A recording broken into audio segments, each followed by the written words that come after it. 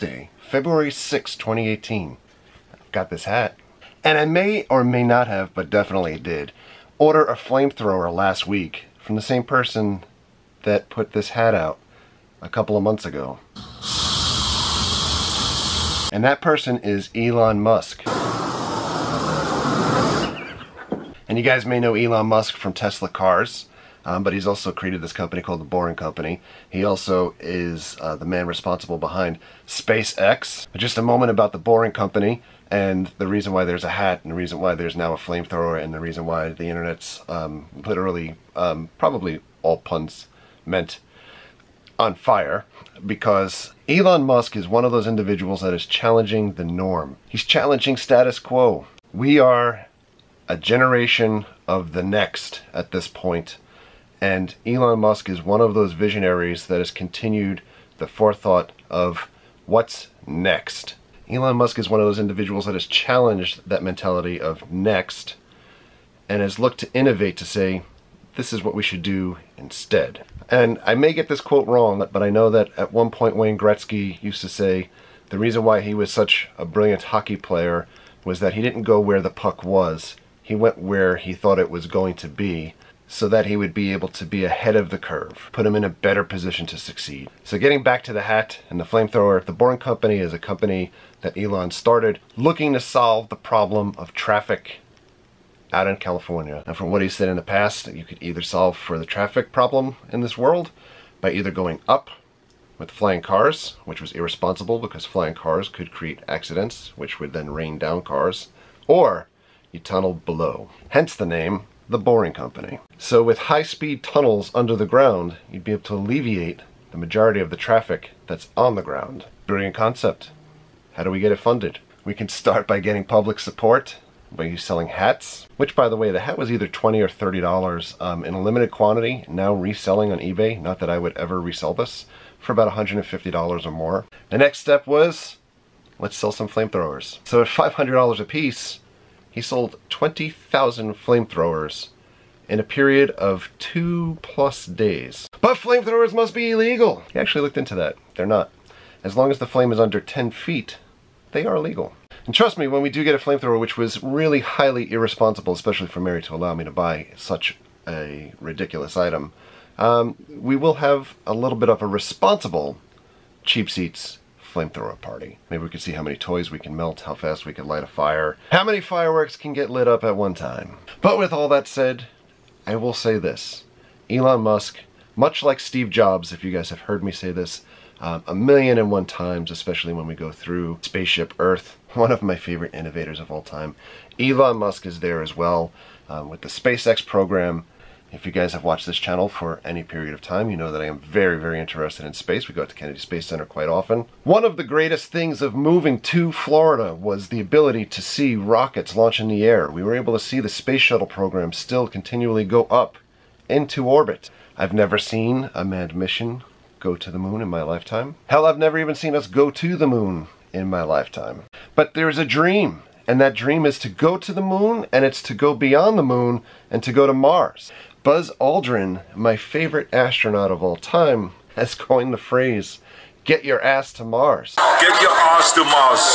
Look at this. I'm sitting here with Buzz Aldrin. That is the next planet, the next ecosystem for us to investigate, for us to be able to land on, explore, and as Elon Musk has said, maybe colonize. Within my lifetime. Today is the day. Today is the day that the SpaceX Falcon Heavy is lifting off from Kennedy Space Center, its first unmanned mission into orbit. We didn't get tickets to go to Kennedy Space Center to watch the launch. The window for work and being able to take off was too short. So today, our adventure is to go see this launch from the best possible location that we can, and let's go experience some history together. Endlessly driving on the road. This is probably one of the worst mistakes that I'll ever make, but I guess we'll see when we get closer. I know that folks trying to get to Kennedy Space Center Visitor Complex to watch the launch on site have been waiting hours in traffic to get out there. This is very reminiscent to the hysteria around space shuttle launches and trying to get out that way to see them in person. Well, So far, so good. We got like a mile to go for the park that we were targeting. Maybe the park's not open and that's why traffic is so light. We have arrived. 2 hours to go. I've never been out this way for a launch, so literally just following these guys. And this is Titusville. I just passed Spaceview Park, so we're gonna head over the overpass, I think. Not sure if folks view it from up top where the cars are, or I see people camped out in that little park area below the buildings. Super excited. Which way do we go? I guess down here? Looks like a lot of people up top already.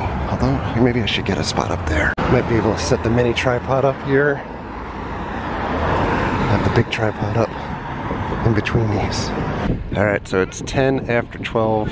The original launch was supposed to be 1:30. It just got delayed to 2:20 because of the winds, which I'm sure you can probably hear in the microphone.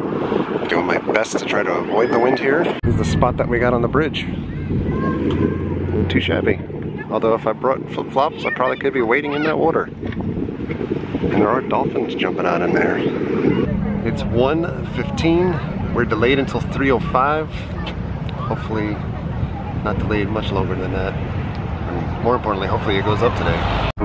It's still incredibly windy out here.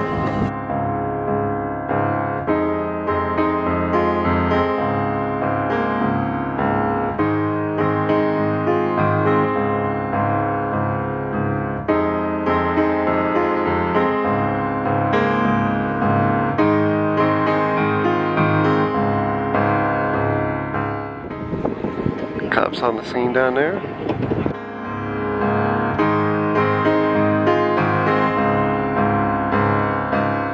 I think it's because somebody was up on the ledge looking over.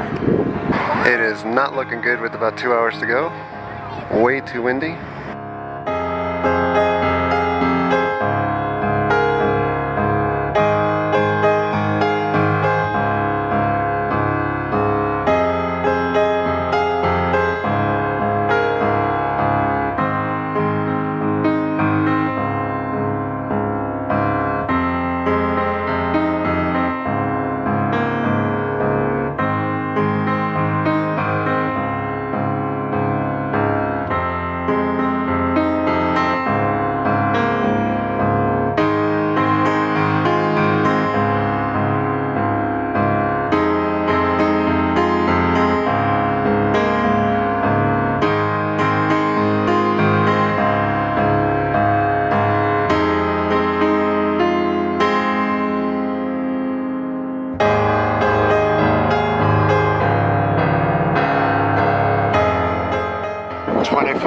To go.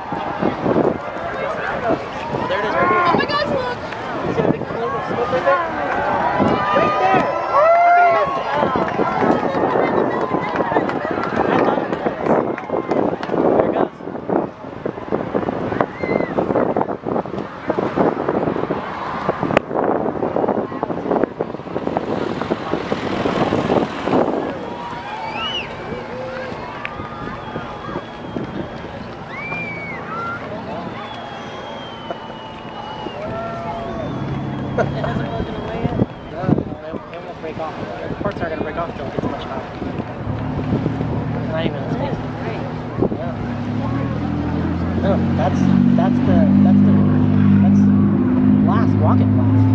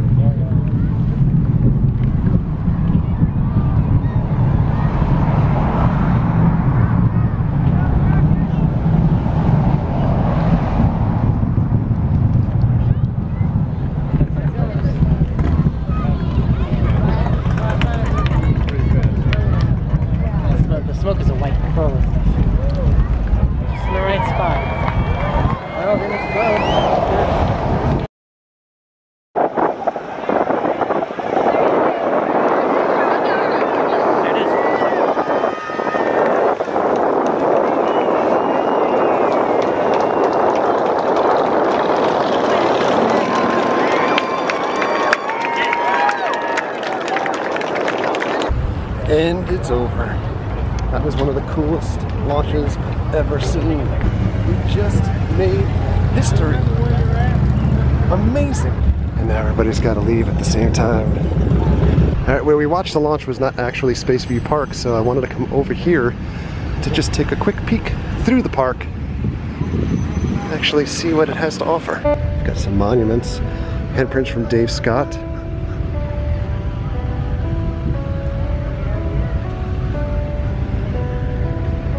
And handprints from Harrison Smith from the Apollo 17.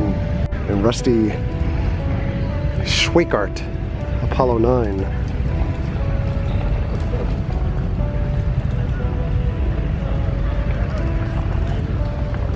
We've got other folks here too. Skylab. Unless you want a picture. No. Apollo 14. I'll take a picture.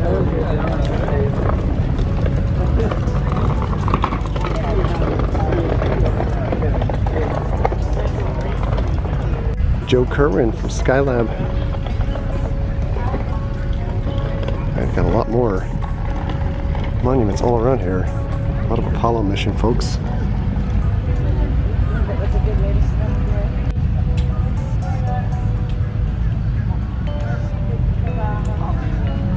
Very cool. There's the vehicle assembly building.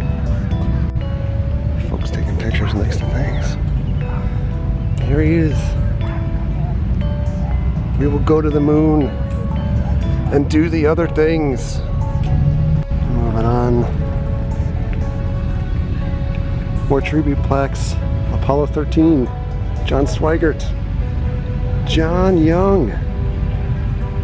This is the tribute to the Apollo program in general. Space Walk of Fame and the Line of Duty.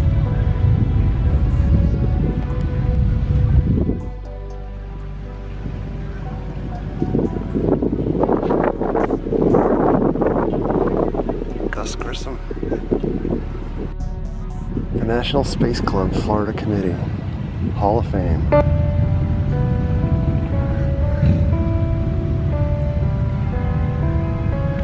And this section of the park is dedicated to a space shuttle.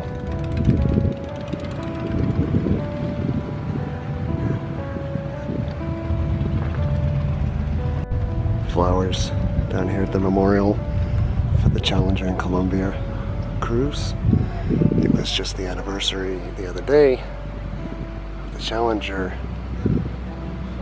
explosion.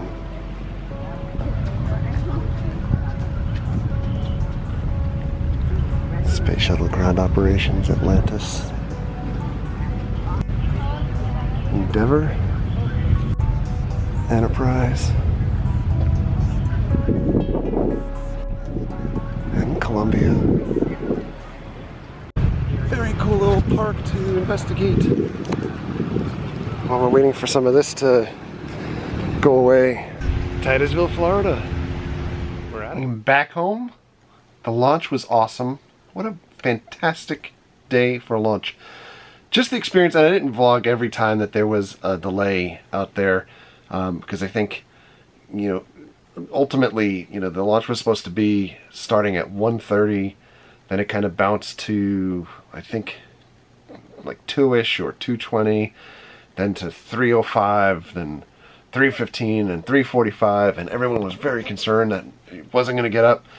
It was amazing to see that rocket lift off. That rocket was comprised of 27 engines. It's like sending a fully loaded 747 into space, you know, from zero up off the ground. And then having two of those rockets, the boosters, come back down and land together simultaneously was amazing. As of the time, right now, when it's like 20 to 8 at night, the third rocket was supposed to land out at sea and on a barge, and I'm not sure if that was successful or not. But it's like Elon Musk is doing a victory lap at this point. You know, you've got his Tesla Roadster as part of the payload orbiting Earth and heading towards Mars with Spaceman in there playing David Bowie music and streaming online, whether it was Periscope or YouTube. those are some amazing technological times and things that I don't think that anyone ever would have imagined would be happening. You know, I go back to, it was like 2 years or so ago, I was out at a NASA mission for NASA Social, and we asked the question about, you know, what the reality of actually getting out to Mars, because there was such an aggressive timeline. And at that time, they were, you know, saying we're going to get there within the next 10 years or 20 years, and we're going to be able to put people on Mars and have manned missions, etc.